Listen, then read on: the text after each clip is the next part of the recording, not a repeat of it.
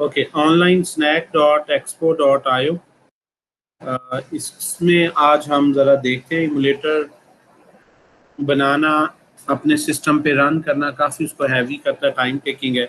As an initial code एक आपके पास project बना हुआ है, राइट साइड पे वेब में ये आउटपुट शो कर रहा है, एंड्रॉयड में भी देख सकते हैं, iOS पे भी, अपनी डिवाइस पे भी QR कोड आप स्कैन करके इसके आउटपुट देख सकते हैं। सो राइट नाउ ये डिफ़ॉल्ट ही एक प्रोजेक्ट बना हुआ है already, someone where he left. इसमें क्या किया जी इसने, ऐप में अगर आप देखें तो व्यू टेक्स्ट और कार्ड कंपोनेंट इसने यूज़ किया, जबकि ये कार्ड कंपोनेंट जो है ये रिएक्ट में अगर आप देखें ये कंपोनेंट्स, यहाँ कोई कार्ड कंपोनेंट नहीं, आप अपने खुद से कंपोनेंट्स बना सकते हैं। Every component will be used just like a tag. So right now जो इसके अपने कस्टम कंपोनेंट है इनको मैं रिमूव करता हूँ, और यहाँ से ये जो इसकी स्टाइलिंग है इसको भी रिमूव कर देता हूँ। Let's make it simple. Paragraph पे जो इसने स्टाइलिंग लगाई है इसको भी हम रिमूव कर देते हैं, और अभी हम कोई और फाइल इंपोर्ट नहीं कर रहे। Now it's very simple in the most standard form, we don't need this. अगर हमने उसका इंपोर्ट भी खत्म कर दिया तो उसको हमें यूज करने की जरूरत नहीं। अब यहाँ पे देखें, रिएक्ट नेटिव में से टेक्स्ट कंपोनेंट, व्यू और style sheet, style sheet dot create, इस मेथड को यूज करते हुए आप स्टाइल शीट्स क्रिएट करते हैं। स्टाइल शीट जो ऑब्जेक्ट है इसमें ये टिपिकल जो कोड है फ्लेक्स 1, ताकि कंटेनर फुल स्पेस ले ले। हॉरिजेंटली एंड वर्टिकली कंटेंट को अगर आपने सेंटर में करना है तो यहाँ पे आप देख सकते हैं। बैकग्राउंड कलर इसने डिफाइन किया है, पैडिंग दे दी है, जो कंटेंट है वो इस कंटेनर के बॉर्डर पे ना हो। तो फोकस जो है वो आज हमारा ज़रा कम होगा, जो है वो स्टाइल्स पे, ज़्यादा मेन फोकस होगा प्रोग्रामिंग पे। ठीक है जी। सो डिफ़ॉल्ट जो डायरेक्शन है वो कॉलम है, तो कॉलम में उसने सेंटर अलाइन कर दिया है। इसको भी अगर आप रिमूव कर दें तो आपको पता है कि स्टार्ट उसमें डिफ़ॉल्ट है, इस कॉलम के स्टार्ट की पे टॉप पे ये एलिमेंट आ गया। अब ये जो टेक्स्ट लिखा हुआ है इसको मैं ख़त्म करता हूँ, हेलो से शुरू करते हैं। हमारे पास एक सिंपलेस्ट एग्जांपल में एक बटन लेते हैं, बटन, और इस बटन को हम इस मेन अपने कंटेनर में यूज करते हैं। बटन, और बटन पे वेब में आपने देखा है कि आपने जो भी लिखना है आप बटन और स्लैश बटन के दरमियान में उसको लिखते हैं। ठीक है जी। Whereas in React Native you will see के बटन पे एक ये कंपोनेंट्स आपके पास अवेलेबल, बटन पे क्लिक करेंगे ये सारी प्रॉपर्टीज आ जाएंगी। तो बटन और स्लैश बटन में लिखने के बजाय इसमें टाइटल प्रॉपर्टी है जिसको हम यूज करते हैं, यानी बटन के ऊपर कुछ भी आपने प्रिंट करवाना है, यू विल राइट टाइटल, और इसका टाइटल है जी इंक्रीमेंट का सिंबल, प्लस का symbol. Now you have a button that displace plus. Similarly आप एक और बटन लगा दें, इस पे सब्ट्रैक्ट करने का जो है वो माइनस का जो है वो आप जो है वो सिंबल ले सकते हैं, प्लस एंड माइनस। ओके, इसका जो डायरेक्शन है फ्लेक्स डायरेक्शन, इसको हम रो सेट कर देते हैं। एक रो में मैं चाहता हूं कि ये दोनों बटन आए, और जी ये स्ट्रेच खत्म करना हो तो इसके लिए फ्लेक्स डायरेक्शन, और दूसरी जो प्रॉपर्टी है, दो प्रॉपर्टीज हैं हॉरिजॉन्टल और वर्टिकल के लिए, जस्टिफाई कंटेंट और अलाइन आइटम्स।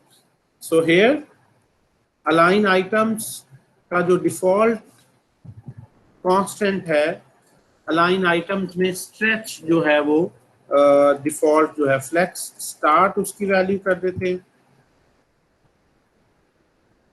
क्या है जी, फ्लेक्स डैश, अलाइन आइटम्स में फ्लेक्स डैश स्टार्ट है, फ्लेक्स डैश स्टार्ट, ताकि अदरवाइज जो है डिफॉल्ट कांस्टेंट जो है स्ट्रेच है इसमें, जबकि स्टार्ट फ्लेक्स डैश स्टार्ट में चाहता हूं कि ये स्टार्ट पे जो उसका एरिया है वो ले। अब इसमें कुछ जो है वो पैडिंग कर देते हैं, इसका साइज जो है थोड़ा सा बड़ा हो जाए। बटन पे एक स्टाइल बना लेते हैं, यहाँ पे दोनों पे वो स्टाइल आप लगा सकते हैं। ठीक है जी, मे बी आप कह दें जी माई, ये बटन ही उसका नाम रख देते हैं।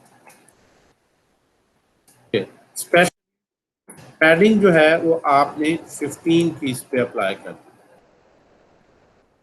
दी। बटन पे जो है वो BTN करनी, इशू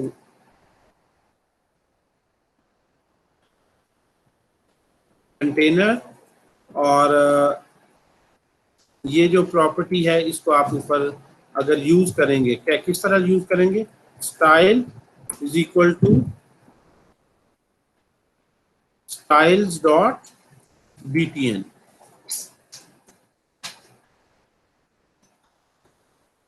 ठीक है जी, सो इन बटन्स के जो है वो मार्जिन भी कुछ सेट कर दें, 12 कर देते हैं दोनों।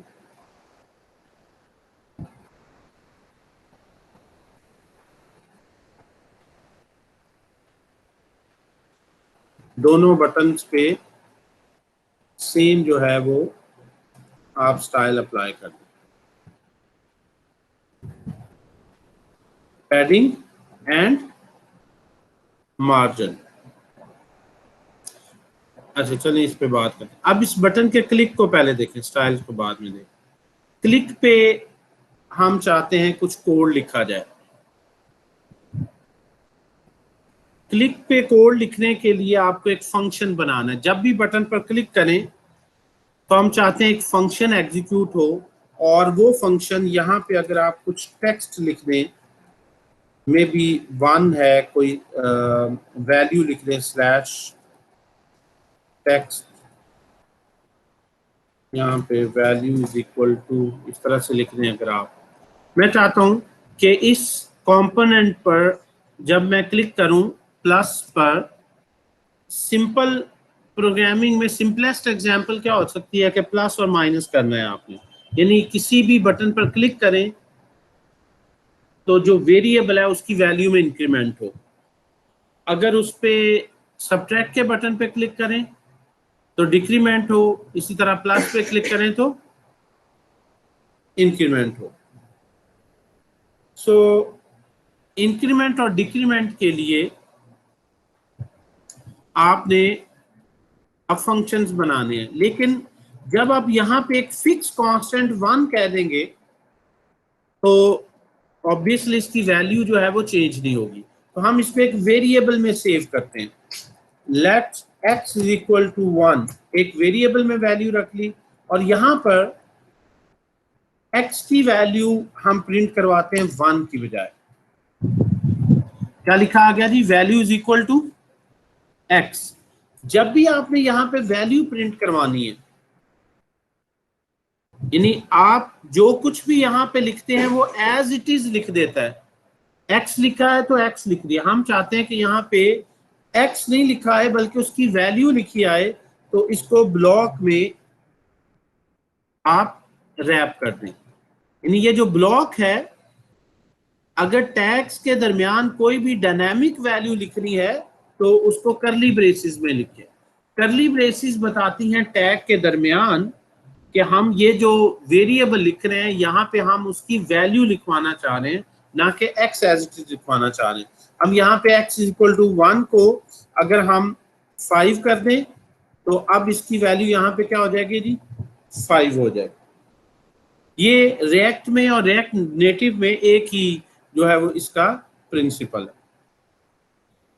अब इस बटन के क्लिक करने पर अगर आपने कोई फंक्शन लिखना है तो आप पहले वो फंक्शन बना लें। फॉर एग्जांपल इंक्रीमेंट का हमने फंक्शन लिखना है।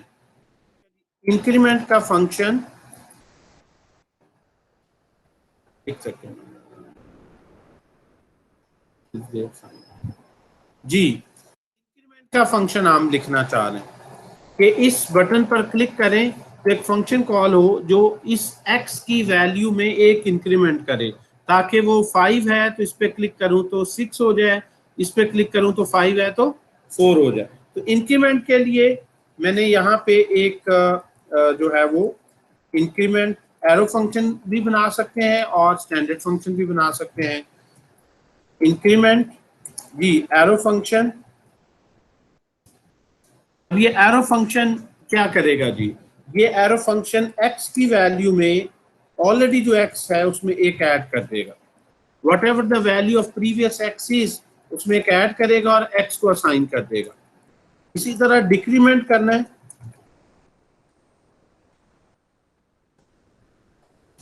तो डिक्रीमेंट में इस x को असाइन कर दो, उसकी जो प्रीवियस वैल्यू है उसमें एक लेस कर दो। जब ये x की वैल्यू चेंज होगी तो यहां पर जो वैल्यू प्रिंट होगी वो एग्जिस्टिंग वैल्यू से एक ज्यादा होगी या कम होगी। अब ये जो फंक्शंस आपने बनाए हैं वेब प्रोग्रामिंग में हम ऑन क्लिक फंक्शन लिखते हैं जिसपे इसको हम हैंडल करते हैं। अब ये मैंने डॉक्यूमेंटेशन इसीलिए ओपन की है साथ ताकि आप देखते रहें। यहाँ पे ऑन प्रेस फंक्शन थोड़े से नेमिंग कन्वेंशन में फर्क है,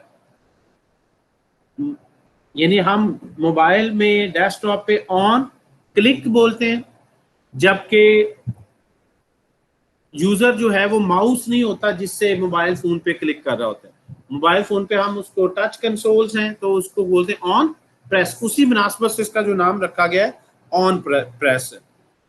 तो यहाँ पे मैं पहले बटन के लिखूंगा ऑन प्रेस और इसके अंदर उस फंक्शन का नाम लिख दूंगा जो कॉल होगा जब भी इस प्लस के बटन को प्रेस किया जाएगा। वो फंक्शन मैंने ऑलरेडी बनाया हुआ है, उसका नाम है इंक्रीमेंट।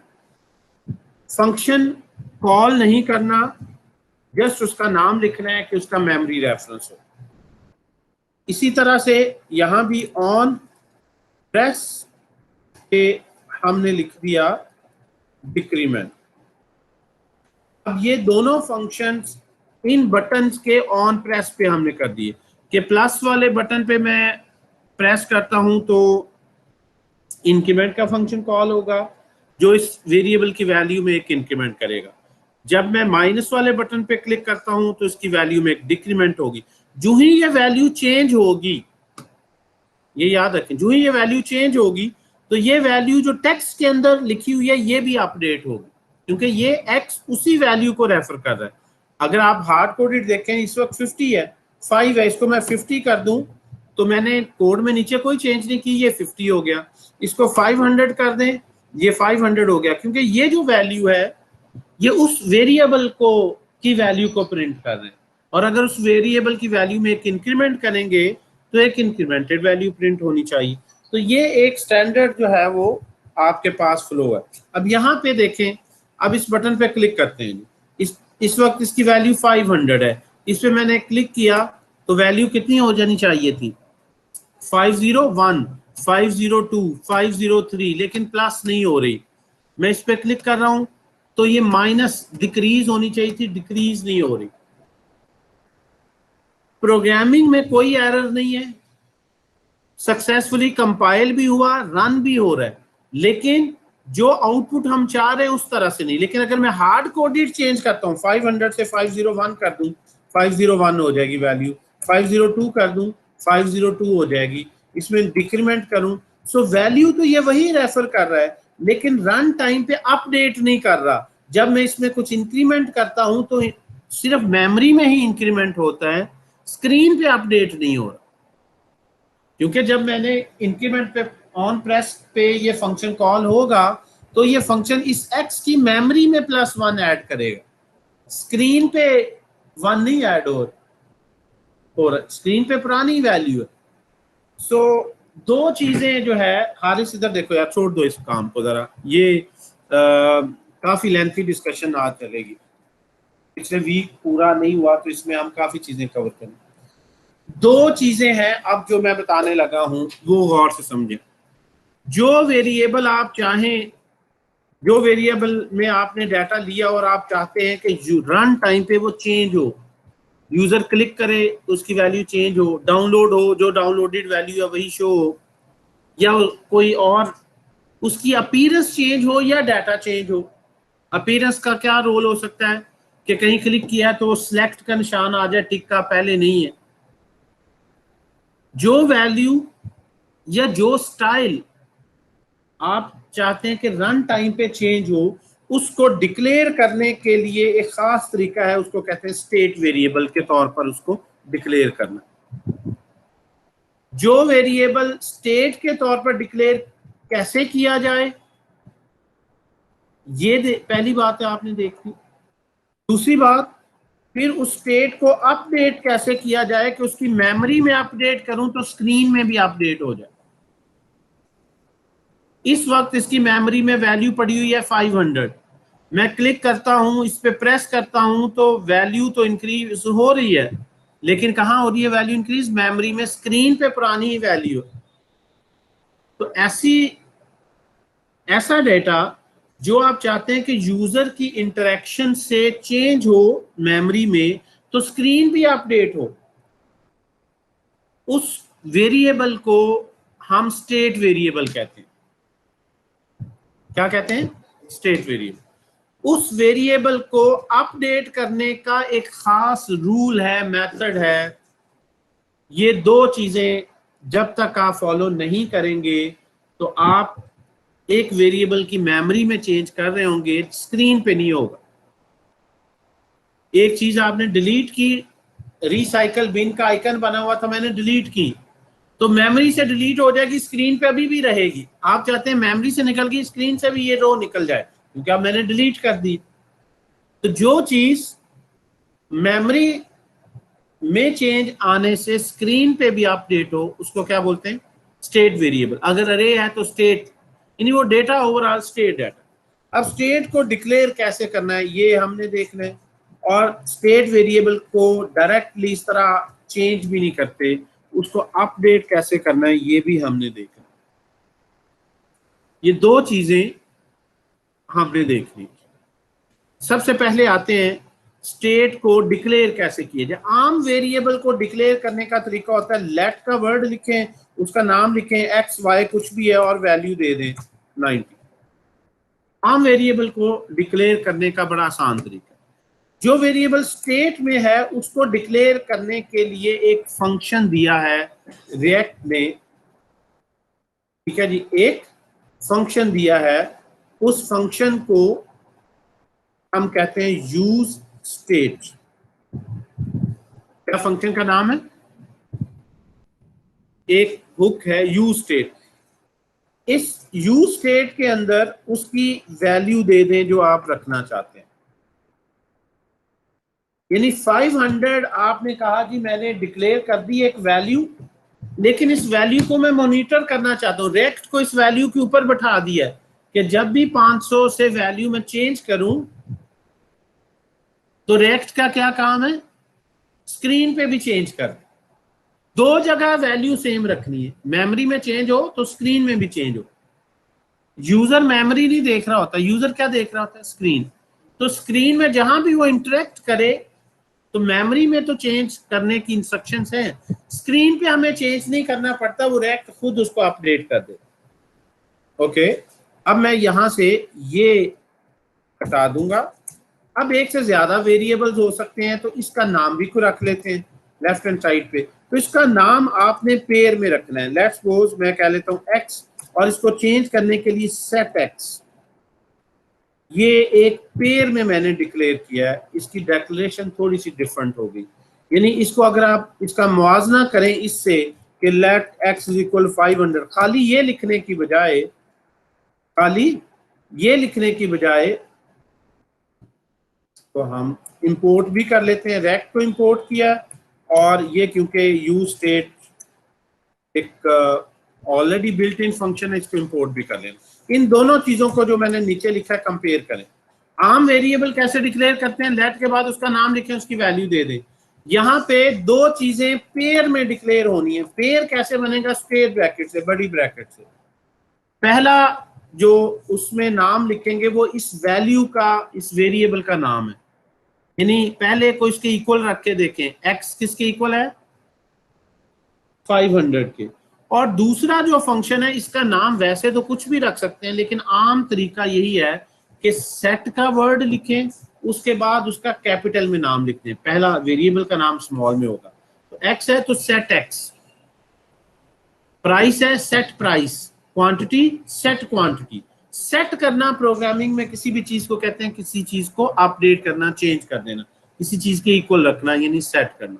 तो गेटर एंड सेटर्स ये ऑलरेडी बीसीएस में भी पढ़ते हैं, तो उसका सेटर फंक्शन भी आपने डिक्लेयर करना। हालांकि कहीं फंक्शन बनाया नहीं मैंने। तो पहली तो बात ये होगी, स्टेट में मैंने डिक्लेयर करना देख लिया कि यूज स्टेट के अंदर इनिशियल वैल्यू देनी, डायरेक्ट इनिशियल वैल्यू नहीं दे देनी। जब मैं आम वेरिएबल करता हूं मैं डायरेक्ट उसको वैल्यू देता हूं इस तरह से। अगर मैं इस तरह लिखूं तो कोई एरर नहीं है। ऐसा नहीं कि रेक्ट में वेरिएबल नहीं ले सकते डायरेक्ट, वो ले सकते हैं, लेकिन वो वेरिएबल लें जो एक दफा आपने यूज करने हैं, उसके बाद यूजर ने उनके साथ इंटरेक्ट नहीं करना। लेकिन ये वैल्यू तो मैं चाहता हूं, ये वैल्यू जो 500 है, यूजर इंटरेक्ट करे, प्लस पे क्लिक करे तो ये चेंज हो, माइनस पे क्लिक करें तो ये चेंज हो। अच्छा, अब यहां से डायरेक्ट वैल्यू नहीं देनी, और नाम भी सिर्फ उस वेरिएबल का नहीं रखना, उसका सेटर फंक्शन भी रजिस्टर करवाना है रेक्ट को कि ये एक्स वेरिएबल है, और जब भी मैं सेट एक्स के थ्रू इसको चेंज करूं तुम स्क्रीन को भी चेंज कर देना। इन अदर वर्ड्स ये हमने उसको बता दिया। अब इसको चेंज कैसे करना है, अपडेट करने के लिए इस तरह इस वेरिएबल की वैल्यू को कभी डायरेक्टली मॉडिफाई नहीं करना। इसके लिए इसकी वैल्यू चेंज करने के लिए फंक्शन कौन सा है जी, set X. Set X function है जो इसकी वैल्यू को सेट, यानी जब भी पहले जो नंबर है, पहला जो वेरिएबल एक्स, दूसरा सेट एक्स, जब भी एक्स की वैल्यू को चेंज करना है किसके थ्रू करना है, सेट एक्स में नई वैल्यू देनी है। वो रेक्ट खुद एक्स को उसके इक्वल सेट करेगा और दोनों काम करेगा, मेमोरी में भी उसको अपडेट करेगा और स्क्रीन पे भी अपडेट करेगा। ओके, इसको अपडेट करने के लिए यहाँ पे मैंने लिख दिया सेट एक्स और इसको नई वैल्यू पास कर दी। नई वैल्यू x प्लस 1 है, यानी पुरानी ही वैल्यू में एक इंक्रीमेंट कर दो। इसी तरह, अच्छा ये अब आपके पास आ गया, बाकी काम उसी तरह ऑन प्रेस पे ये फंक्शन कॉल हो रहा है, सेट एक्स के थ्रू इसकी वैल्यू अपडेट हो रही है। अब मैं इस पे क्लिक करता हूँ 500, देखें 502, जब भी मैं क्लिक करता हूँ अब इसकी वैल्यू अपडेट हो रही। कैसे हो रही है, मैंने वैल्यू को स्टेट वेरिएबल बना दिया है, उस वेरिएबल को स्टेट वेरिएबल बना दिया है, उसको अपडेट कर रहा हूं तो स्टेट में जो मैंने फंक्शन रजिस्टर करवाया है उसके थ्रू कर रहा हूं। और किस तरह कर रहा हूं कि ये 500 की जगह एक नई वैल्यू देनी है आपको, वो उसकी इक्वल सेट कर देगा।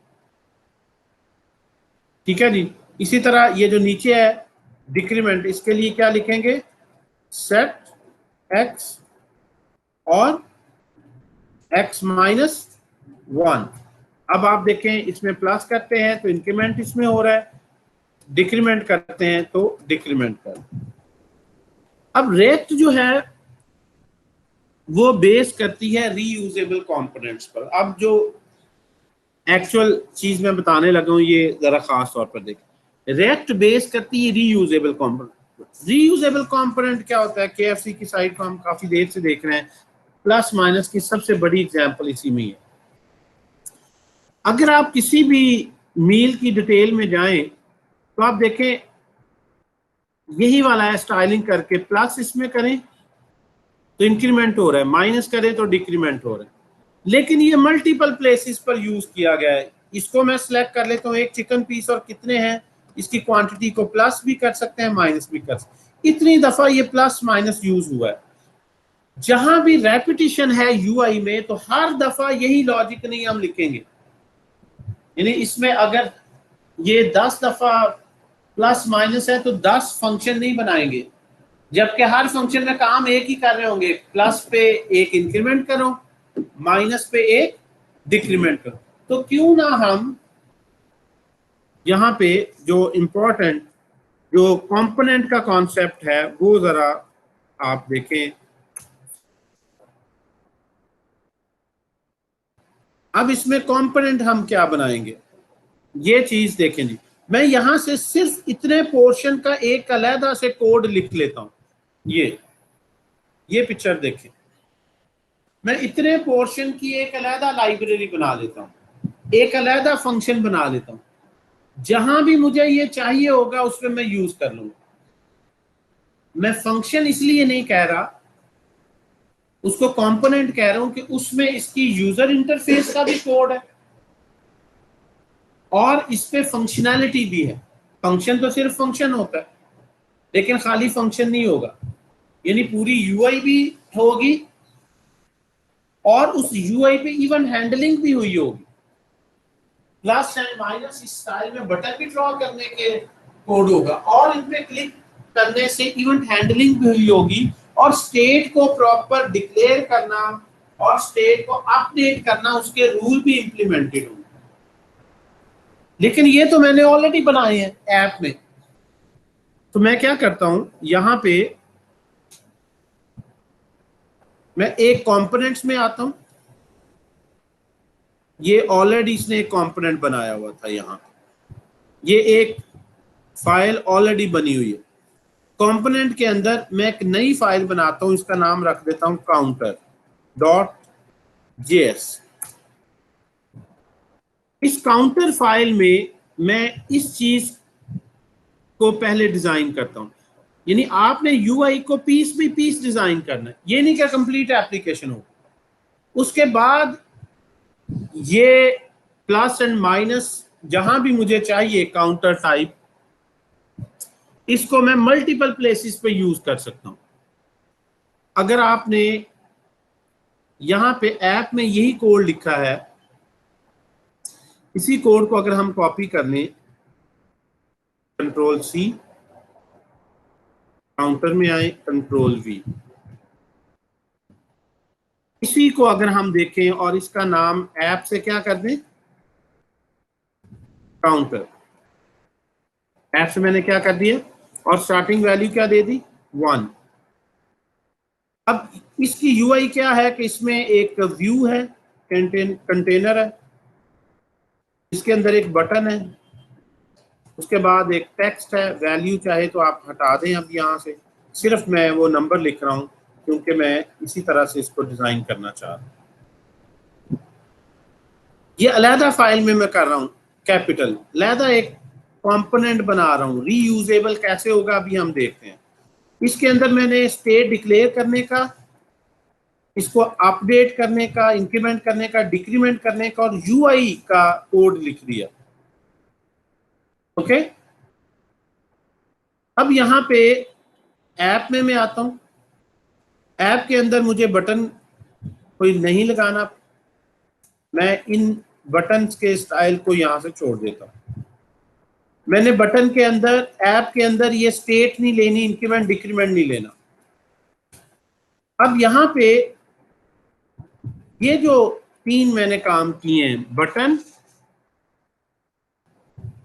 उसके अंदर टेक्स्ट और फिर बटन, ये मैंने इन सब को इकट्ठा करके काउंटर में एक टैग दे दिया है।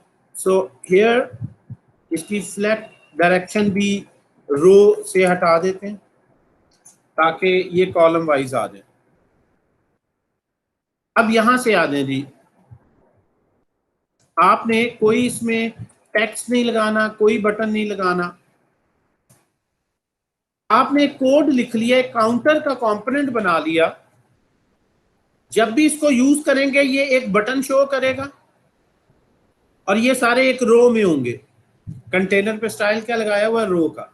एक रो में एक बटन आएगा, उसके बाद 1 लिखा आएगा, नंबर वेरिएबल, उसके बाद डिक्रीमेंट का बटन होगा, और ये जो इनके दरमियान में 1 लिखा हुआ है, इस बटन पे प्रेस करेंगे तो इसको स्टेट को अपडेट करके 1 से 2 कर देगा, 3 कर देगा एंड सो ऑन। डिक्रीमेंट करेंगे तो डिक्रीमेंट कर देगा। तो ये लॉजिक, सिर्फ इतने ही पीस ऑफ कोड को मैंने अलहदा एक फाइल में एक कंपोनेंट प्रिपेयर कर लिया। अब इसको अगर यूज करना है कंपोनेंट को, तो मैं ऐप में आऊंगा। अगर मुझे काउंटर लगाना है तो मैं काउंटर डिजाइन नहीं करूंगा, उस पर इवेंट हैंडलिंग नहीं करूंगा, मैं उसको इंपोर्ट कर लूंगा। इंपोर्ट, और यहाँ पे आ जाए काउंटर में, आपने मेक श्योर करना है एक्सपोर्ट लिखा हो। डिफॉल्ट लिखा है तो इसके बगैर कर्ली ब्रेसिस के आपने इसको इंपोर्ट करना है, काउंटर ही नाम रखा है। इंपोर्ट किसे करो? काउंटर को कर लो। फ्रॉम कहां से?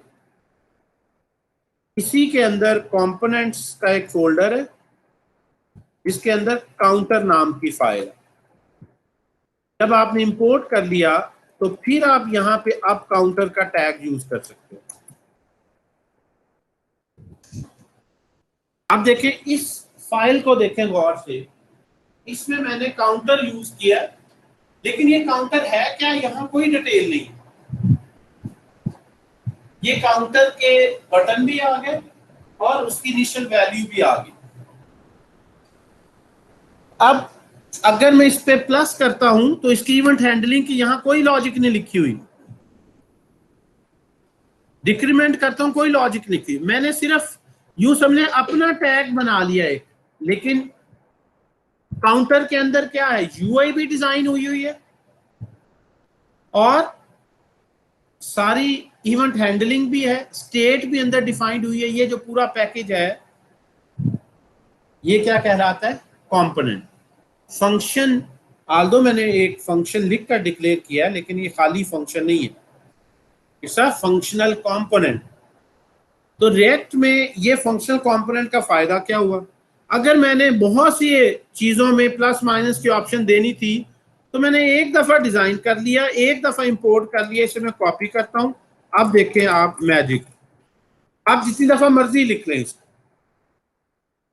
और हर एक का अपना अपना वेरिएबल है, कोई किसी से डिस्टर्ब नहीं हो रहा।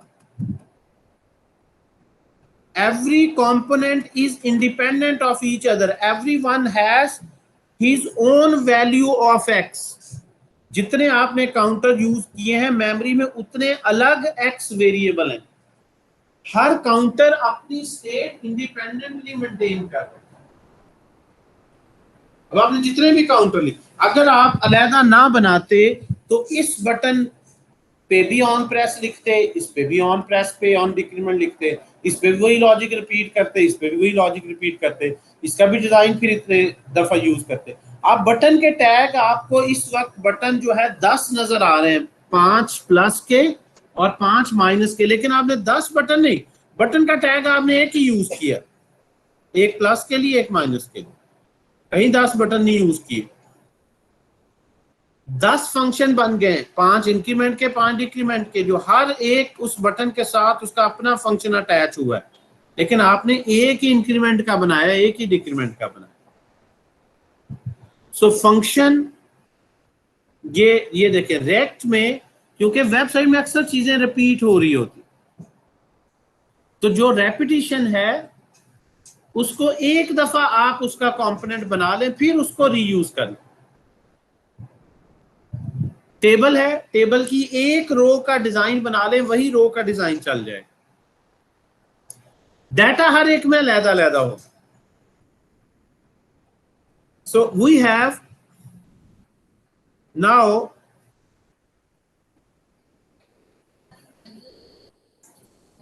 हाँ, अब यहां पे अगर हम देखें इसको, अगर मैं रिफ्रेश करूं तो सारे 1 से रीसेट हो रहे हैं। अगर मैं इनको मर्जी से इनिशियलाइज करना चाहूं, हारिस इस वक्त किससे इनिशियलाइज हो रहे हैं जी? 1 से। मैं चाहता हूं, ये एसेट एग्जांपल को मैं नहीं यूज कर रहा, राइट क्लिक करके इसको मैं डिलीट कर देता हूं, सिर्फ मैं काउंटर को यूज कर रहा हूं, ऐप में उसको इंपोर्ट किया। ये सारे 1 से इनिशियलाइज हो रहे हैं। मैं चाहता हूं कि मैं अपनी मर्जी से इसको इनिशियलाइज कर सकूं। अगर किसी कंपोनेंट को मर्जी से इनिशियलाइज करना है तो जिस तरह फंक्शन को पैरामीटर पास करते हैं, इन कंपोनेंट्स को यहाँ पे प्रॉप पास कर सकते हैं कि इनिट या स्टार्ट जो भी नाम ले लें, कि मैं इनिशियलाइजेशन कह दूं जी ये 1 से हो इनिशियलाइज, ये जो इनिशियलाइज 3 से हो कि पहले ही 3 यूनिट्स इसके हों, ये यहां से 2 से हो, ये 1 से ही हो, ये 0 से स्टार्ट हो। हर एक इनिशियल या स्टार्टिंग वैल्यू मैं मर्जी से देना चाहता हूं। हर एक जो आपके पास कंपोनेंट है उसकी इनिशियलाइजेशन आप उस कंपोनेंट के फिर अंदर नहीं लिखें, उसके अंदर ये स्टेट डिक्लेयर ना करें, बल्कि वो एज अ प्रॉप्स पास करें जब उस कंपोनेंट को यूज किया जाए। तो दो तरीके हैं एक कंपोनेंट में डाटा शो करने के। एक तो यह है कि उस कंपोनेंट के अंदर ही स्टेट ले लें, और दूसरा यह है कि जो कंपोनेंट को यूज करे, अप्लाई करे, उस वक्त वो उसको जो प्रॉप पास करे वही डाटा उसमें शो हो। तो जो उस कंपोनेंट के अंदर ही ले रहे हैं वो क्या है, स्टेट। उसको डिक्लेयर करना है यूज स्टेट से, उसको अपडेट करना है जो यूज स्टेट के साथ सेटर फंक्शन है उसके थ्रू। जो आपने डाटा पास करना है, अब यहां से अगर पास कर दिया है तो वहां रिसीव कैसे करेंगे, तो उसके लिए काउंटर में आ जाए। हर एक फंक्शन में एक रिएक्ट हमें ऑटोमेटिकली एक ऑब्जेक्ट पास करता है, उसका नाम है props. Props is short for properties. इस प्रॉप्स ऑब्जेक्ट के अंदर वो तमाम डाटा अवेलेबल होता है जो पास किया गया होता है इसे। अगर डाटा इसमें पास होना है तो फिर मैंने ये ऊपर से ये यूज स्टेट को इंपोर्ट करना खत्म किया, मैंने इसके अंदर डिक्लेयर ही नहीं करना, तो मैंने इसमें ऑब्वियसली फिर चेंज भी नहीं करना। ठीक है जी, अभी बल्कि इस पे आते हैं और इश्यूज जो आएंगे, इसको अभी मैं वैसे ही रहने देता हूं। अब यहां पे मैंने क्या लिखा है जी, एक चेंज किया, फंक्शन में खाली छोड़ा हुआ था, अब वहां से प्रॉप्स पास कर रहे हैं, तो मैंने क्या लिख दिया, प्रॉप्स। अब इन प्रॉप्स को यहां पे शो करना है। अब एक्स नहीं लिखना, यहां पे टेक्स्ट के दरमियान एक्स नहीं लिखना कि एक्स की वैल्यू तो 1 से शुरू हो रही है, वो तो हमेशा फिर 1 नहीं रहेगा, बल्कि जो इसको यहां से इनिशियलाइजेशन या स्टार्ट जो मर्जी नाम रख लें, इनिट इनिशियल वैल्यू, जो init value, init is short for initial, जो पास हो रही है उसके इक्वल होगा। तो यहां पे फिर एक्स की बजाय लिखेंगे प्रॉप्स में जो डॉट इनिट पास किया गया है उसके इक्वल रख दो। अब आप देखें सारे, अब ऐप कंट्रोल कर रही है कि ये स्टार्ट पे क्या शो करेगा, वो खुद नहीं डिफाइन कर रहा। पहले में यहां पे क्या आपने पास किया है 1, अगर यहां से 5 पास करेंगे तो 5 शो हो जाएगा पहला, दूसरा 3 है, इसको अगर आप 8 करेंगे तो दूसरा 8 होगा। यानी अब जो आप उसको डाटा पास कर रहे हैं वो प्रॉप्स के थ्रू पास कर रहे हैं, उसकी अपनी स्टेट। तो फिर उसकी अपनी स्टेट क्यों हमने ली हुई है, उसके तो अंदर एक ही वेरिएबल, इस कंपोनेंट ने तो सिर्फ एक ही वेरिएबल शो करना था, और वो वेरिएबल उसे आप खुद डिक्लेयर करने की जरूरत नहीं, उसको प्रॉप्स में पास कर दिया जाएगा। हाँ भाई अबू बकर, बातें पल्ले पड़ रही हैं, ओके। ये वैल्यू उसको प्रॉप्स में अब पास की जा रही है। प्रॉप्स इसी मुनासबत से इसे कहते हैं कि ये प्रॉप्स ऑब्जेक्ट, इसका नाम नहीं चेंज करना आपने। और ये प्रॉप्स ऑब्जेक्ट कहां से आ गया, किसने दिया है, रिएक्ट में हर फंक्शन में अगर आप यहां पर कोई और वैल्यू भी पास कर दें इनिट के अलावा, फर्स्ट किया मैं कहता हूं x इज इक्वल टू 900,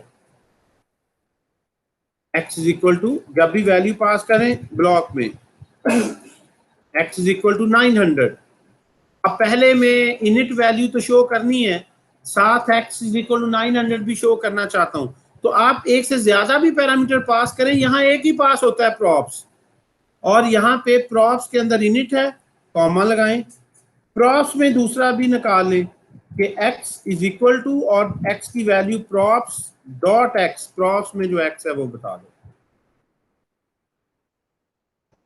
ये देख रहे हैं यहां पे,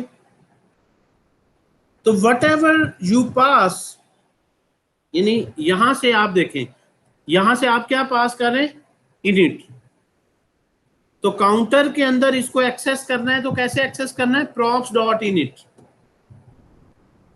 यहां से क्या वेरिएबल पास कर रहे हैं, x। अगर प्रॉप्स में इसको एक्सेस करना है तो किस तरह एक्सेस करेंगे, बोले भाई, props dot what ever you पास, जितने मर्जी आप लेंथी अरेज पास कर दें, ऑब्जेक्ट्स पास कर दें, आप किसी भी तरह का पूरा जेसन का डेटा कॉम्प्लेक्स पास कर दें, इमेज पास कर दें, इवन कोई और कंपोनेंट पास कर दें, whatever you pass to one component, इस कंपोनेंट को जो भी पास करेंगे वो उसके प्रॉप्स के अंदर सेव हो जाएगा। प्रॉप्स एक ऐसा ऑब्जेक्ट है जो रिएक्ट खुद रन टाइम पे बनाता है, यानी प्रॉप्स ऑब्जेक्ट तो है, उसके अंदर ये रन टाइम पे प्रॉपर्टीज इंसर्ट कर देता है। Props is the name that React gave to that object. So फिलहाल हमें इस एक्स की जरूरत नहीं है, मैं इसको पास नहीं करता, जिसको नहीं पास करेंगे वो अनडिफाइंड होगा, क्योंकि जब प्रॉप्स डॉट लिख के मैं एक्स की जगह वाई करूं तो वाई नाम से तो कोई प्रॉप्स नहीं है, तो वो अनडिफाइंड होगा, और अनडिफाइंड जो एरर नहीं देता है, ब्लैंक प्रिंट हो जाता है। बहरहाल हम आ जाते हैं, हम प्रॉप्स में इस इनिशियल वैल्यू पे ही इंटरेस्ट। अब यहाँ पे क्वेश्चन ये है कि ये एक्स का क्या बनेगा, गौर से जरा आप बात समझनी, ये एक की पॉइंट है। अब एक्स का क्या बनेगा, एक्स की क्या मुझे जरूरत है कि 1 से इनिशियल करो और क्लिक करो तो 2 3 करो, भाई आप 1 से नहीं शुरू करना, यहां 1 की जगह मैं 3 कर दूं, 4 कर दूं, इसका तो कोई ताल्लुक ही नहीं रहा। अगर कोई ताल्लुक नहीं रहा तो इस के अंदर जो डाटा, इसको अपडेट कैसे करेंगे, स्टेट को तो अपडेट करना हमने सीख लिया है, जो प्रॉप्स में आया है उसको कैसे अपडेट करेंगे, क्योंकि जो प्रॉप्स में आया है अब इसको मैं डिलीट करने लगा हूं, अब तो मुझे इसकी जरूरत ही नहीं है, इसके अंदर तो डाटा ही नहीं है, ये फंक्शन तो बस जो इसको पास हो रहा है उसी को शो कर रहा है, और ऑन प्रेस पे भी फिर ये फंक्शन नहीं है। तो ये ऑन प्रेस पे उनको कैसे करे, ये कैसे अपडेट करें जो प्रॉप्स में पास हो रहा है। अब तो प्रॉप्स में पास हो रहा है वो तो ऐप पास कर रही है, डाटा तो ऑनर ये है, अब इस पे क्लिक करने से तो ये अपडेट नहीं होगा। How to update data that is pass in props, अभी हमने जो स्टेट में है वो तो उसके अंदर ही डिक्लेयर किया गया, स्टेट ऐसा वेरिएबल है जो कंपोनेंट के अंदर ही डिक्लेयर किया जाता है, वहां वेरिएबल का नाम भी है, उसका सेटर फंक्शन भी है, उसके ऑन क्लिक के फंक्शन भी वहीं बना लिए आपने। लेकिन प्रॉप्स जो होती है वो एक ऐसा डाटा होता है जो पेरेंट ने पास किया होता है, तो इसका मतलब अगर चाइल्ड ने डाटा डिक्लेयर ही नहीं किया सो वो उसको अपडेट भी नहीं कर सकता। डाटा इस वक्त ऐप पास कर रही, तो ऐप कंपोनेंट इस डाटे की ऑनर है। ये याद रखें, प्रॉप्स हर चाइल्ड के लिए रीड ऑनली होते हैं, props are read only for a child cannot change the props। एक पेरेंट ने उसको जो प्रॉप्स में डाटा दिया है वो सिर्फ उनको डिस्प्ले कर सकता है, चेंज नहीं कर सकता। अगर चेंज नहीं कर सकता, सिर्फ डिस्प्ले कर रहा है, तो इसका मतलब अब यहां से आपको समझ आना चाहिए कि डिस्प्ले तो इनको काउंटर में करेंगे, अपडेट ऐप में आके करेंगे। अपडेट किस में करेंगे, ऐप में। अब ऐप को कैसे पता चले ये 5 काउंटर्स में से किस काउंटर का प्लस क्लिक हुआ है, किस काउंटर का माइनस क्लिक हुआ है। सो ऐप ने अब ये लॉजिक लिखनी है. Now the situation becomes complex. How to update a data that is passed from prop. तो मैं आसान पहले इसको करता हूं और मैं एक काउंटर लेता हूं, फिर मैं मल्टीपल पे आता हूं. आप अज्यूम कर लें, आप थोड़ा सिंपल करना पड़ेगा हमें. अज्यूम कर लें एक ही काउंटर, इनको मैं डिलीट करता हूं. देखिए यूआई से भी डिलीट हो जाएंगे. ये एक काउंटर है, इसको इनिट वैल्यू दे दी और काउंटर ने इसको शो कर दिया. काउंटर की अपनी कोई स्टेट नहीं थी, काउंटर का अपना कोई डाटा नहीं है जो इसके अलावा इसने शो करना है, क्योंकि ये कंपोनेंट है ही बड़ा सिंपल सा, जो इसको वैल्यू आ रही है उसने शो करना है. लेकिन प्लस माइनस करने की लॉजिक उसी में ही लिखेंगे जिस जो डाटा प्रोवाइडर है, जो डाटा ऑनर है, वही कंपोनेंट डाटा मॉडिफाई कर सकता है. ये रिएक्ट का रूल है. अगर मैं ऑनर हूं, मैंने आपको डाटा दिया है, तो आप मेरे डाटा को नहीं चेंज कर सकते. जब भी आपने चेंज करना है आप मुझे ही वापस रिक्वेस्ट करोगे. डिजाइन पैटर्न समझे रिएक्ट लाइब्रेरी का. अगर मैंने आपको कुछ डाटा प्रोवाइड किया है तो आप उस डाटे को शो करो, डिस्प्ले करो, लेकिन आप उस डाटे को ऑथोराइज नहीं हो चेंज करने के. तो फिर कौन चेंज करने का ऑथोराइज है? मैंने आपको डाटा दिया है, मैं ही चेंज करने का ऑथोराइज हूं. तो आपने अगर चेंज करना है तो आप मुझे रिक्वेस्ट करोगे, मैं ही चेंज करूंगा और फिर वो चेंज वैल्यू आपको दूंगा. अगर एक डाटा आपने खुद डिक्लेयर किया है, आपने अपनी स्टेट में लिखा है, तो आप उसे डायरेक्ट सेट कर सकते हो. तो इसका मतलब ये हो गया कि अगर आप यहां से डाटा पास करते हैं और आप चाहते हैं कि काउंटर को जो प्रॉप्स पास की जाएं, वो प्रॉप्स को अगर चेंज करना चाहे तो काउंटर को कौन डाटा प्रोवाइड कर रहा है? App component. तो अगर काउंटर ने क्या किया, पहला तो काम उसने शराफत से उसको डिस्प्ले कर लिया, प्रॉप डॉट इनिट जो आ रहा है अभी दिखा दो इधर. फिर अगर इसमें कुछ चेंज करनी है प्रॉप डॉट इनिट में, तो क्या काउंटर कर सकता है? नहीं. तो काउंटर किसको रिक्वेस्ट करेगा? ऐप को. तो इसका मतलब है अब ऑन प्रेस के फंक्शन मैंने कहां बनाने हैं? लेकिन भाई ऐप में कैसे बनाऊं? ऐप में तो कोई बटन ही नहीं है, किसके ऑन प्रेस पे लिखूं? ऐप में तो कोई है ही नहीं बटन. बटन तो असल में यहां पे है, क्लिक यूजर ने इन पे करना है और इनके क्लिक का फंक्शन यहां पे लिखूं. ये थोड़ा सा कंफ्यूजिंग होता है. That's what the confusing concept and it's the same in React JS and react native. कोई फर्क नहीं है. रिएक्ट चाहे वेब में काम कर रहे हैं चाहे रिएक्ट नेटिव में काम कर रहे हैं, ये बेसिक को रिएक्ट के कॉन्सेप्ट हैं, वो हर जगह सेम. अब इंटरेस्टिंग बात यह है कि यहां मैं इसको रीराइट करने लगा हूं ऐप को. ऐप ने एक नंबर डिक्लेयर किया है 5. कांस्टेंट कभी चेंज नहीं होता. अब मुझे यहां पे वेरिएबल लेना पड़ेगा. उसी तरह से ही let X set X use state, और इसमें मैंने इनिशियल वैल्यू दे दी 1, और यहाँ पे मैंने यूज स्टेट, उसने उसकी मेहरबानी है उसने खुद इंपोर्ट कर दिया. तो यहाँ पे मैं 5 पास करूंगा या एक्स कि मैंने इसे कहा भी इस वेरिएबल की वैल्यू दो, क्योंकि अब इसको वेरी करना है ना. प्लस हो तो वेरी करे, वेरिएबल चाहिए, कांस्टेंट तो फिक्स ही होता है. अब मैंने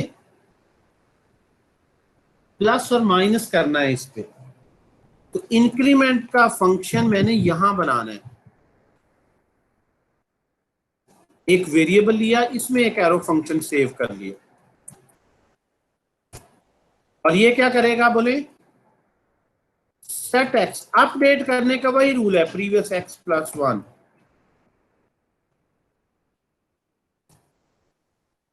increment then decrement set x minus 1. अब मैंने इस काउंटर को जब भी डाटा प्रॉप्स पास करें, याद रखें जब भी प्रॉप्स पास करें तो फिर उसको अगर आप चाहते हैं वो प्रॉप्स में चेंज तो नहीं कर सकता. तो अगर उसने चेंज करनी है तो वो रिक्वेस्ट कैसे करेगा? आप यहां पे उसको फंक्शन भी करें कि on increment is equal to, और आपके फंक्शन इंक्रीमेंट का नाम बता दें कि तुमने जब भी इंक्रीमेंट करना है इसको इस तरह लिखना है, इंक्रीमेंट रिक्वेस्ट जब भी तुमने करनी है तो तुम इस फंक्शन के थ्रू करोगे। मेरे पास एक फंक्शन है। इसी तरह से जब भी डिक्रीमेंट रिक्वेस्ट तुमने करनी है,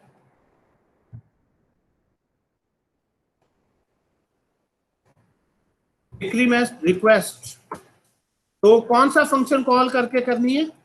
डिक्रीमेंट। तो अब आपको जब प्रॉप्स को आप चाहते हैं कि चाइल्ड को दे दूं, जब मैंने आपको डाटा दिया तो मैंने फिर आपको ये भी सिखा दिया कि तुमने जब अपडेट करनी है तो मुझे रिक्वेस्ट कैसे सेंड करो, इंक्रीमेंट की कैसे डिक्रीमेंट। तो ये पेरेंट ने अपने फंक्शंस के मेमोरी रेफरेंस भी देने हैं। अब ये काउंटर ये इस एक्स को डिस्प्ले करेगा और जब भी इसने इस एक्स में चेंज करनी होगी जो इसको दिया गया है तो वो इंक्रीमेंट की रिक्वेस्ट सेंड करेगा यही अपने इंक्रीमेंट फंक्शन के थ्रू। जब भी काउंटर ने डिक्रीमेंट करना होगा तो इसमें नहीं कर सकता, डिक्रीमेंट की रिक्वेस्ट करेगा। और रिक्वेस्ट इसकी हैंडल कौन करेगा? डिक्रीमेंट का फंक्शन। तो रिक्वेस्ट फंक्शन उसके अंदर आपने हैंडलर दे दिए पेरेंट ने। ओके, अब आते हैं काउंटर। अब काउंटर को अगर आप हैंडलर नहीं देंगे तो ये फंक्शन तो यहां बने हुए, क्लाइंट की तो पहुंच में नहीं है ना, काउंटर की तो पहुंच में नहीं है, तो काउंटर में आ जाए। अब इसको तो नहीं पता ना पेरेंट ने कौन से फंक्शन बनाए हुए, इसको सिर्फ ये पता है कि प्रॉप्स में एक इनिशियल वैल्यू आई है दे दी। अब इस बटन के देखें ऑन प्रेस में लिखने लगा हूं, the key line on press पे पहले मैंने यही फंक्शन बनाया था। एक पहले मैंने यहीं पे एक लेफ्ट इंक्रीमेंट का फंक्शन बनाया था और मैंने उस फंक्शन को कॉल किया था, ऐसे ही है ना। लेकिन अब मैं ये कहूंगा कि तुम ऑन प्रेस पे पेरेंट को रिक्वेस्ट करो कि इसको इंक्रीमेंट करे, खुद नहीं ये कर सकता। अब पेरेंट को रिक्वेस्ट भी प्रॉप्स के थ्रू पेरेंट ने जिस तरह बताया हुआ है, ये अंदर वाला नाम तो उसको नहीं नजर आएगा, सिर्फ असल जो फंक्शन का नाम है।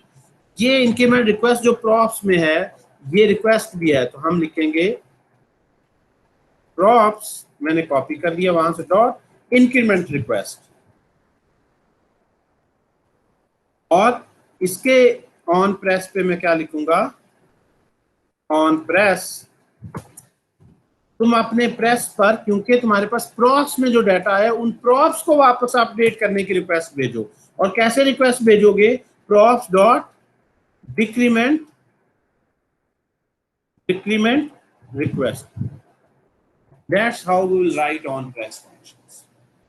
So app has passed data to counter has displayed the data, and whenever a counter need to update, जब भी इस बटन पर प्रेस हो तो अपने पेरेंट को ये इंक्रीमेंट की रिक्वेस्ट करेगा। अब ये खुद नहीं अपडेट कर सकता। पेरेंट क्यों कर रहा है? क्योंकि पेरेंट ने डाटा भेजा प्रॉप्स में, तो प्रॉप्स को चाइल्ड नहीं अपडेट कर सकता। रिएक्ट का रूल है, जिसने डाटा भेजा है, जो डाटा का ऑनर है, जिसके अंदर वो स्टेट है, सिर्फ वही अपडेट कर सकता है। तो फिर बाकी कंपोनेंट उसको वापस रिक्वेस्ट बैक भेजेगा। बैक रिक्वेस्ट जाती है, इसलिए इन्हें कहते हैं callback functions. You have to make callback functions here. ये फंक्शन मैंने बनाए तो यहाँ पे, लेकिन यहाँ कोई नहीं कॉल कर रहा। इन फंक्शन को कौन कॉल करेगा? ये चाइल्ड। इसलिए ये फंक्शन आपने उसके हवाले करने हैं। लेकिन कॉल कैसे करेगा? डायरेक्ट इंक्रीमेंट को इंक्रीमेंट कह के नहीं कॉल करेगा, जो आपने रिक्वेस्ट का नाम रखा है उसके थ्रू, उसके अंदर इंक्रीमेंट का हैंडलर होगा। So now here I am, मैं यहाँ पे करता हूँ प्लस तो इंक्रीमेंट हो रहा है, माइनस करता हूँ तो डिक्रीमेंट हो रहा है। काउंटर में कोई इंक्रीमेंट डिक्रीमेंट का फंक्शन है? बोले। काउंटर में यूआई है, यूआई डिस्प्ले करने की लॉजिक है, और जिसने डाटा प्रोवाइड किया है क्लिक होने पर उसको इंक्रीमेंट की रिक्वेस्ट भेज दी। तो प्रॉप्स में जब भी चेंज करनी होती है, आप एक डाटा किसी कंपोनेंट को दे रहे हैं तो वो कंपोनेंट उसमें चेंज नहीं कर सकता। फिर आपने वो फंक्शन इधर ही बनाने हैं जिसमें डाटा, जो डाटा प्रोवाइड कर रहा है वो डाटे का ऑनर है, ये इसको इनिशियल दे रहा है, तो इसकी वैल्यू का ये ऑनर है। ऐप के अंदर ही इसको अपडेट के फंक्शन होने चाहिए। अगर इसी के अंदर अपडेट के होंगे तो इसको कैसे पता चलेगा? इसको रिक्वेस्ट फंक्शंस के अंदर दे। ताकि ये कंपोनेंट आपकी ये रिक्वेस्ट करे और ये रिक्वेस्ट इस इंक्रीमेंट हैंडलर के पास आ जाए। जब भी इंक्रीमेंट अपनी ऑन प्रेस पर डिक्रीमेंट की रिक्वेस्ट करे तो ये डिक्रीमेंट फंक्शन के पास रिक्वेस्ट आए। तो ये पेरेंट के function child component counter call करेगा via these request props. That is the whole philosophy of React.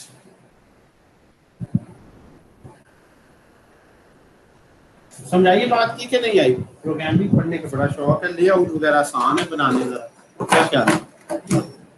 सो यहाँ पे हमारे पास एक ऐप कंपोनेंट है, here we have counter component। जब भी इसे इंक्रीमेंट करना है इंक्रीमेंट की रिक्वेस्ट करेगा, डिक्रीमेंट करना है तो डिक्रीमेंट की, लेकिन इनिट वैल्यू अपने अंदर वो डिस्प्ले रखेगा। जब भी इस इनिट पर प्रेस होगा इंक्रीमेंट की रिक्वेस्ट डिक्रीमेंट की रिक्वेस्ट आएगी और हर रिक्वेस्ट के अगेंस्ट जरूरी है पेरेंट ने कोई फंक्शन बनाया हो और जो उसने अंदर छुपाया हो इसके रिक्वेस्ट। चाइल्ड को सिर्फ ये विजिबल होता है जो प्रॉप का नाम है।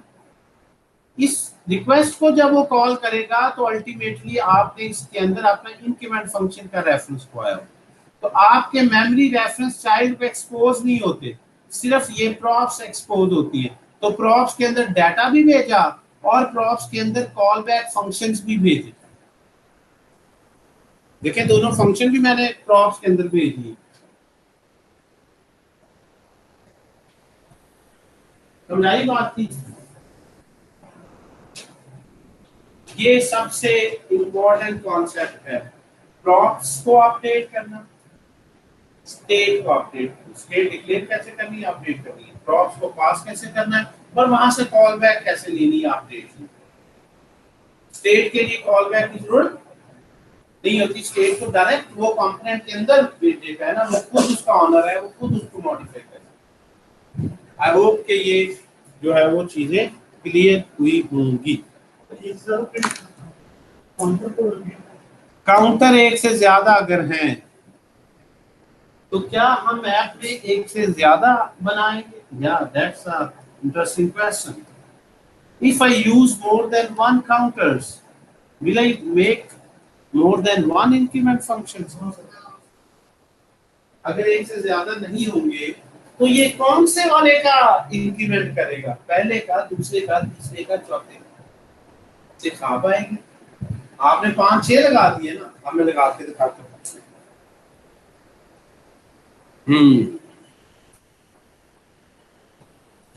कॉपी किया मैंने, 3 लगा दो था, ये 3 है। अब मैं बाकी छोड़ने सिर्फ इस पर्टिकुलर इंक्रीमेंट डिक्रीमेंट को सिर्फ इसे देखकर बताएं, पेरेंट को कैसे पता चलेगा कि ये जो इंक्रीमेंट फंक्शन मैंने करना है ये किस बटन के इंक्रीमेंट पे है, क्योंकि इसके भी प्लस पर वही कॉल हो रहा है, इसके भी प्लस पर वही कॉल हो रहा है, इसके भी प्लस पर वही कॉल हो रहा है, ऐसे ही है ना।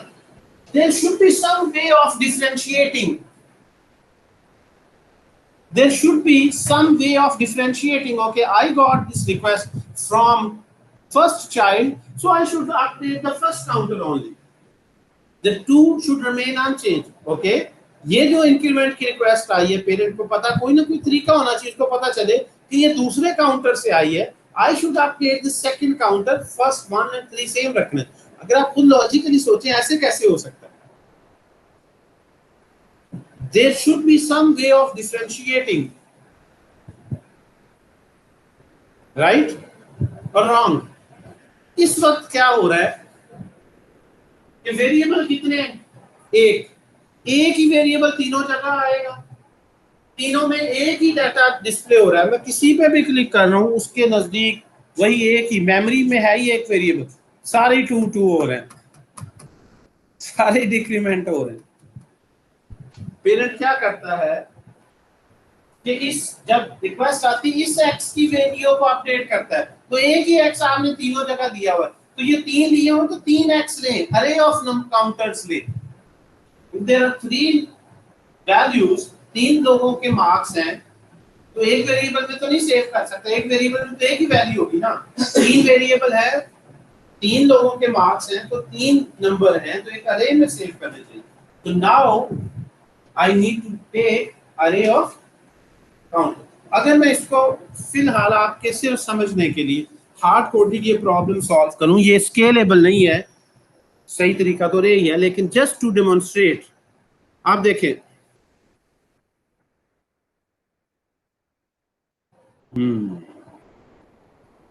पहली तो बात है तीनों में आप मुख्तलिफ कैसे काउंटर शो करेंगे, चलिए यही बता दें। मैं चाहता हूं पहले को 1 से इनिशियलाइज करूं, दूसरे को 5 से, तीसरे को 4 से। कर सकते हैं। आप यहां 1 की जगह 5 कर दें, क्या होगा? सारी 5 से इनिशियलाइज हो। प्लस प्लस करते हैं, minus minus, because there is one value that is displayed everywhere and every child requests this to update the same value. Now I want each counter to have his own value.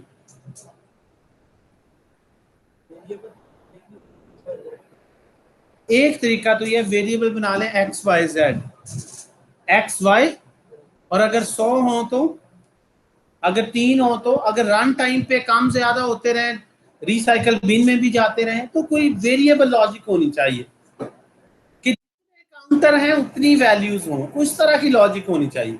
ये ना हो कि 3 ही है। अगर 3 ही होगा इस screen के लिए तो ये बात फिट हो रही है, लेकिन जनरल प्रोग्रामिंग तो ना हुई। तो जितने काउंटर्स उतनी values. So what I can do is, instead of taking 1x, do we have time?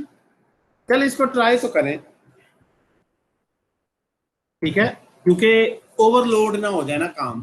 State भी आज पढ़ी हमने, प्रॉप्स भी पढ़ी है, स्टेट को अपडेट करने का तरीका भी पढ़ा है, प्रॉप्स को अपडेट करने का भी तरीका पढ़ा।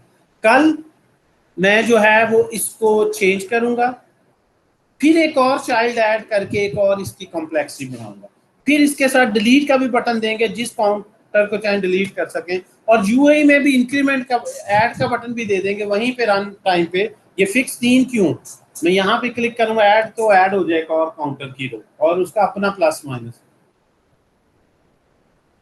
पूरे क्रैड ऑपरेशंस हो जाएंगे, क्रिएट डिलीट अपडेट। समझा रही बात की? सो कल मैं इसमें ऐड करना, एक ऐड करना बड़ा कॉमन है। आप जो है वो क्यों भाई हारिस, क्या एग्जांपल होगी ऐड करने की? जिस तरह से अभी हम बुक्स का बना रहे थे, उसमें ऑथर्स का आया नाम, एक बुक के मल्टीपल ऑथर हो सकते हैं ना। आप पहले कितने बॉक्स बना के रखेंगे, डाटा एंट्री फॉर्म बनाना है, बुक्स के ऑथर किसी में 2 है, किसी में 3 है, किसी में 1 है, किसी में 4 है, तो आप एक ही बनाते हैं। ऐड मोर पे क्लिक करते हैं, फिर एक और, फिर एक और, इस तरह चलते हैं। ठीक है जी। तो यहाँ पे हम रन टाइम पे कंपोनेंट कैसे ऐड करना है, यहाँ पे तो मैं कोड में यहाँ लिख रहा हूँ ना, रन टाइम पे ऐड कैसे करना है, रन टाइम पे रिमूव कैसे करना है, डिलीट कैसे करना है। पहले तो हर काउंटर को हैंडल करेंगे, फिर ऐड और डिलीट, फिर ओवरऑल मैं एक हेडर में, जिस तरह शॉपिंग कार्ट में आइटम्स हैं, नीचे से ऐड डिलीट करूं तो हेडर में वो अपडेट भी हो किस वक्त मेरे काउंटर कितने रह गए। फिर इस ऐप को हम क्लोज करेंगे और फिर आगे हम नेक्स्ट शुरू करेंगे।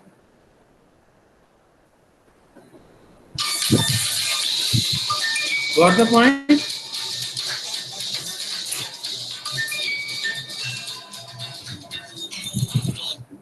Hello.